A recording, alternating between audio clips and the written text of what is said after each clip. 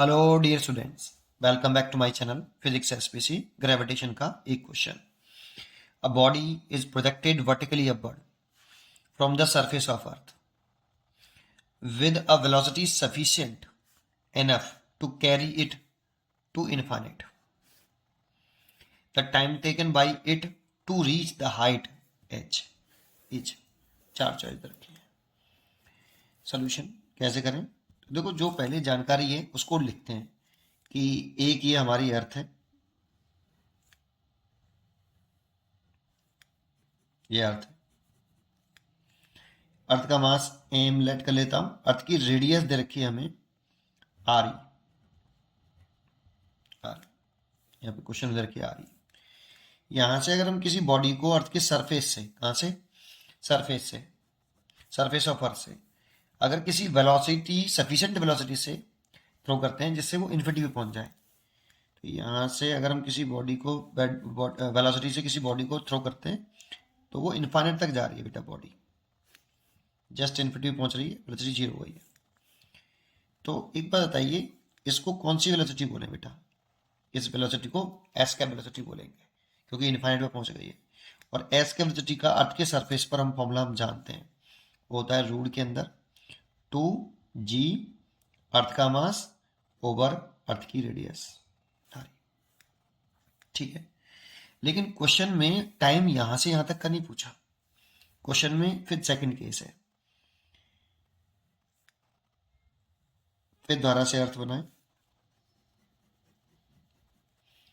इसी वेलोसिटी से इस बॉडी को फेंका जा रहा है। फेंका तो एस कैप वेलोसिटी से रहे हैं, लेकिन जब वो कितनी हाइट अटेन करी, एच हाइट अटेन करी, कितनी? अर्थ के सरफेस से एच हाइट अटेन कर ले, इन्फिनिटी पे नहीं, एच अटेन करे, तब कितना टाइम लगेगा यहां से इसको पहुंचने में? ए से बी तक पहुंचने में उसे कितना टाइम लगेगा ये पूछ रहा है। अब इस जगह पे इसकी वेलोसिटी जो होगी वो जीरो नहीं होगी बेटा। ठीक है ना, इस जगह पे इसकी वेलोसिटी जीरो नहीं होगी, इनफाइनाइट पे जीरो मानते थे। ठीक है, अब प्रॉब्लम ये है कि इसमें हम मोशन की कोई सी इक्वेशन नहीं लगा सकते। एक तो देखो, ये वेलोसिटी वेरिएबल है। दूसरी बात, जब ऊपर की तरफ जाएंगे तो जो एक्सेलरेशन ड्यू टू ग्रेविटी होगा जी, स्मॉल जी, एक्सेलरेशन जो होगा वो भी चेंज हो रहा होगा।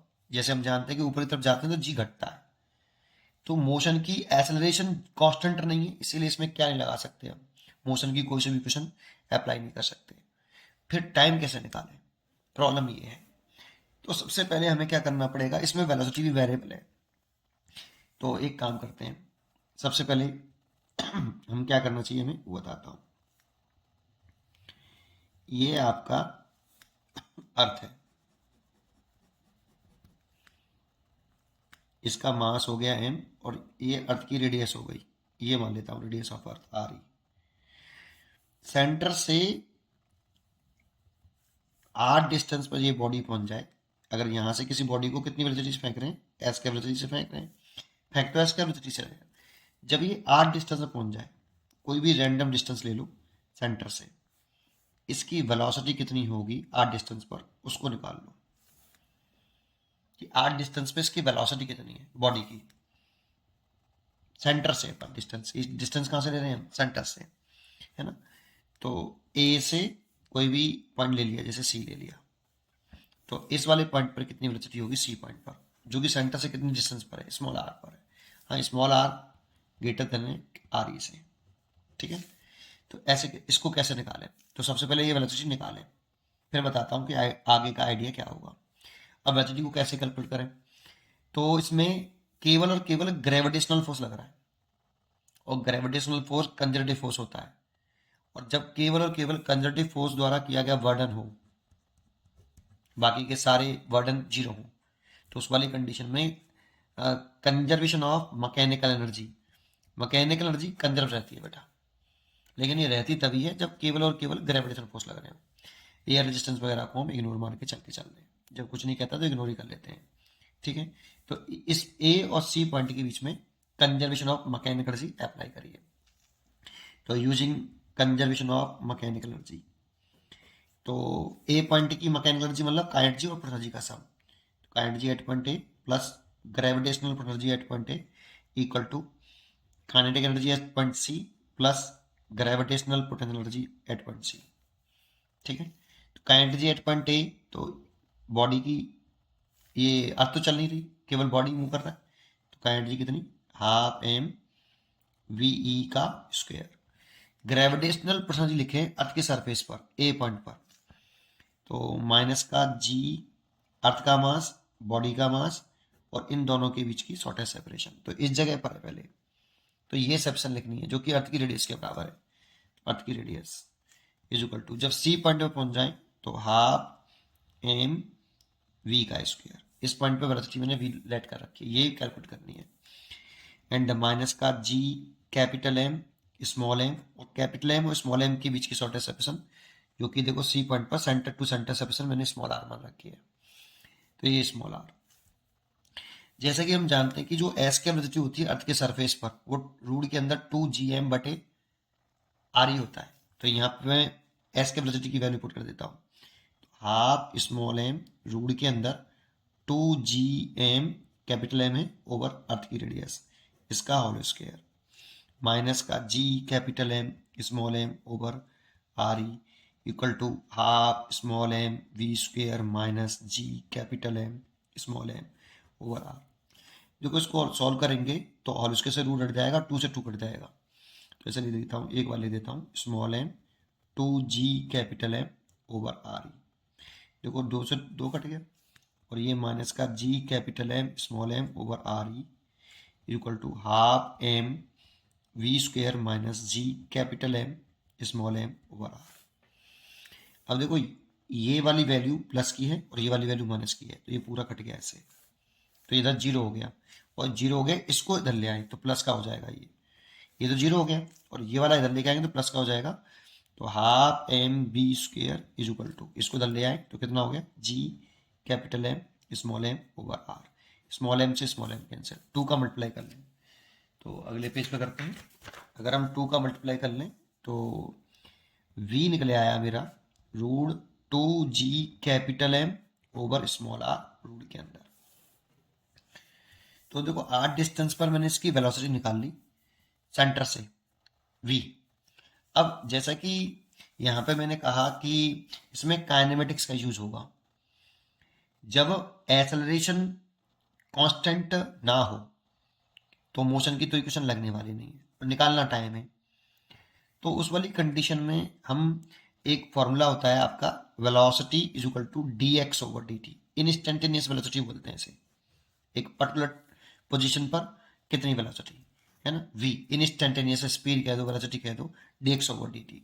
तो मैं इसी इंस्टेंट पर लिखना चाहता हूँ, तो क्या लिख सकता हूँ इसको, क्योंकि मैंने डिस्टेंस r लिया x की जगह पे, इसलिए v बराबर D R over D T लिख सकते हैं हम इसको ऐसे, तो v equal to D R by D T, तो v की वैल्यू आप पुट कर दीजिए D R over D T is equal to root के अंदर 2g capital M over small R.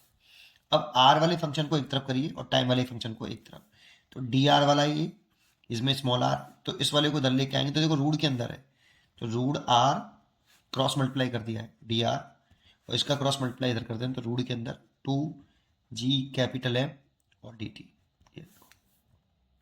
अब इंटीग्रेशन कर दो बोथ साइड, इंटीग्रेशन ऑफ, ये काइनेमेटिक्स वाला पार्ट है बेटा, इंटीग्रेशन ऑफ बोथ साइड, ऐसा हमने काइनेमेटिक्स में बहुत किया होता है। और इसमें मोशन की इक्वेशन क्यों नहीं लगा रहे मैं बता चुका हूँ आपको, क्योंकि जी कांस्टेंट नहीं रहता, अर्थ सरफेस से ऊपर चलने पर जी घटता है, एक्सेलरेशन घटता है, इसलिए लगा सकते हैं। तो इंटीग्रेशन करते हैं बोथ साइड का, तो इंटीग्रेशन आर की पावर 1/2 डी आर, और ये तो कांस्टेंट टर्म है, तो रूट के अंदर 2g कैपिटल एम तो बाहर रहेगा, और dt का इंटीग्रेशन dt।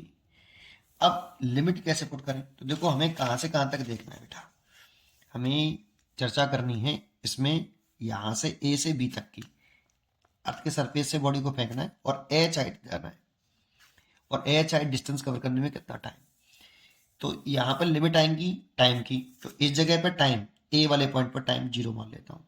जब वो h डिस्टेंस कवर कर ले, h हाइट कवर कर ले, तो कितना टाइम होगा लेट कर लेता हूँ t, और ये मेरे को कैलकुलेट करना है, तो 0 से t लिमिट रख दूँ 0 से t, देखो यहाँ पे टाइम 0 है, एच हाइट कवर करने में टाइम मैंने टी लेट कर लिया है। एच हाइट कवर करने में तो टाइम पूछ रहा है, time taken by its reaches height H, है ना। अब इस वाले पॉइंट पर देखो ये किसके रेस्पेक्ट में डिसीजन हो रहा है, स्मॉल आर के रेस्पेक्ट में, तो इसकी लिमिट आएंगी स्मॉल आर। जब टाइम 0 था तब स्मॉल आर कितना था, तो टाइम जब 0 था तो स्मॉल आर, देखो स्मॉल आर कहाँ से था बेटा, सेंटर से था, तो सेंटर से डिस्टेंस कितनी है इसकी, रेडियस के बराबर है, अर्थ की रेडियस के बराबर। पॉइंट ए टी बराबर 0 पर, पॉइंट ए पर स्मॉल आर कितना है, तो स्मॉल आर सेंटर से था बेटा, सेंटर से कितनी दूरी पर है ये, अर्थ की रेडियस के बराबर, इसीलिए 0 समय पर अर्थ की रेडियस के बराबर। और जब बी पे पहुंच गया, यहाँ पे जब टाइम टी हो गया, जब टाइम टी हो गया तब कितनी लिमिट हो जाएगी, तो सेंटर से देखेंगे, सेंटर से ये बी पॉइंट कितनी दूरी पर है, R E plus H. Small R की वैल्यू कितनी हो गई, बी पॉइंट पर स्मॉल आर लिखूं, सेंटर से डिस्टेंस लिखूं बी पॉइंट तक की, तो सोच के बताओ, R plus S, R small R centre से है, ठीक है, तो ये लिख देते हैं आर ई प्लस एच।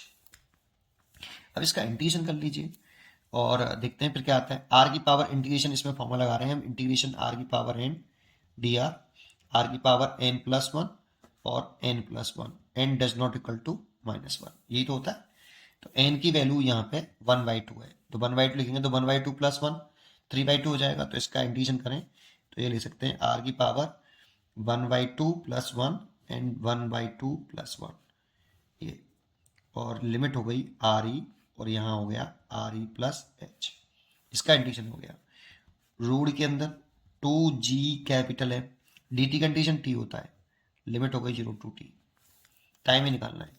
देखो ये तो हो गया 3/2 नीचे, और ऊपर हो गया आपका 3/2, तो r की पावर 3/2, और इसको 3/2 को लिख सकते हैं 2/3, ये 3/2 हो जाएगा, उल्टा कर लो उसको तो 2 पर पहुंच जाएगा, और लिमिट हो गई आपकी कितनी, आर ई और आर ई प्लस एच, और रूट के अंदर 2g कैपिटल है, और ये जो हो गया टी, टी ही निकालना है, लेकिन इंपॉर्टेंट है इसमें अर्थ के मास के टर्म में नहीं निकालना, लेकिन ये स्मॉल जी रखा है, ये अर्थ के सरफेस पर एस ड्यू टू ग्रेविटी होगा। स्मॉल जी अर्थ के सरफेस पर एस ड्यू टू ग्रेविटी जो होती है सरफेस पर, वो small G is equal to होती है जी कैपिटल एम और अर्थ की रेडियस का स्क्वायर।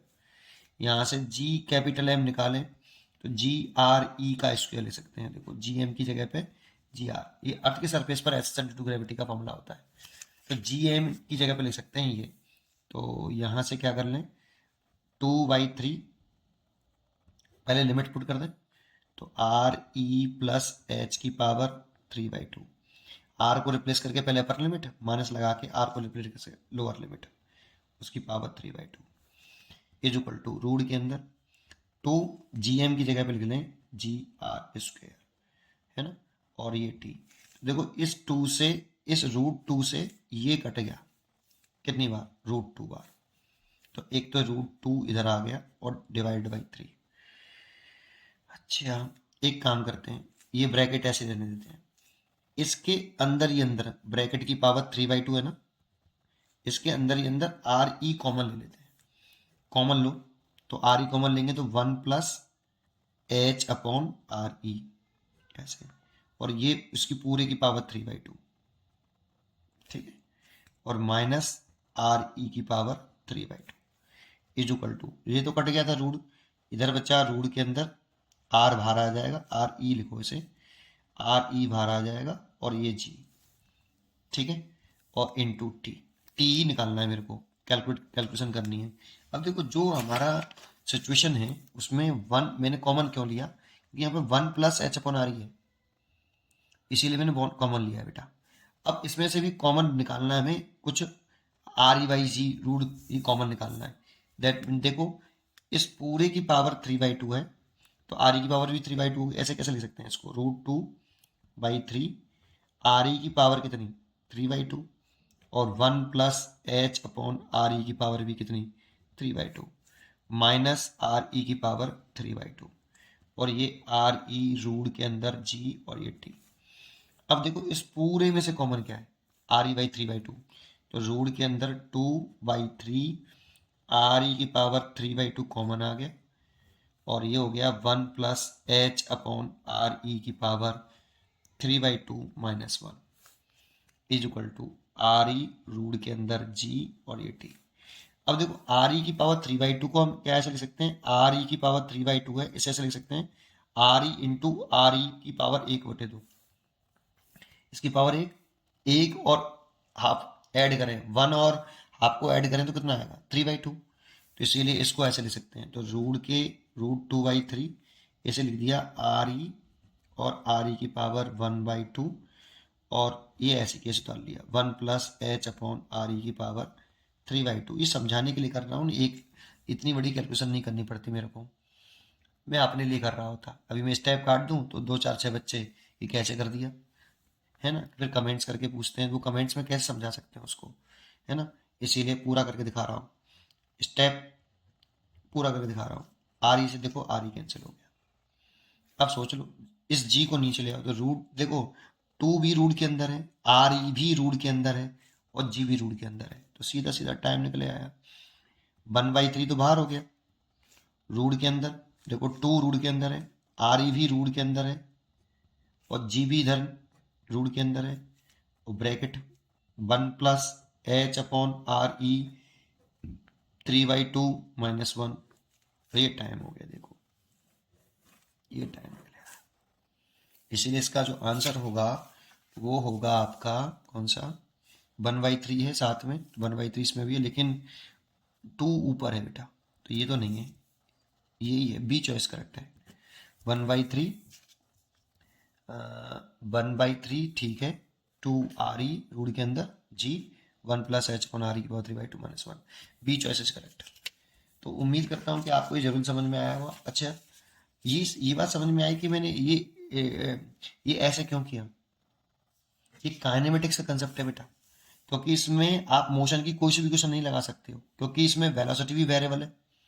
मैंने वेलोसिटी भी क्यों निकाली, और किसी पर्टिकुलर पॉइंट पे निकाली है, बीच में कहीं यहाँ निकाली है, इस जगह पे सी पॉइंट यहाँ पर है कहीं, है ना, जो सेंटर से आर डिस्टेंस पर है, क्योंकि वेलोसिटी वेरिएबल है बेटा। तो आर डिस्टेंस पे मैंने निकाल ली और फिर मैंने उसकी वैल्यू पुट कर दी, वी की वैल्यू dr/dt, और फिर मैंने इंटीग्रेशन कर दिया और लिमिट पुट कर दी कहाँ से कहाँ तक निकालना है। उम्मीद करता हूँ कि आपको ये जरूर समझ में आया होगा। पढ़ते रहिए और खुश रहिए। Thank you.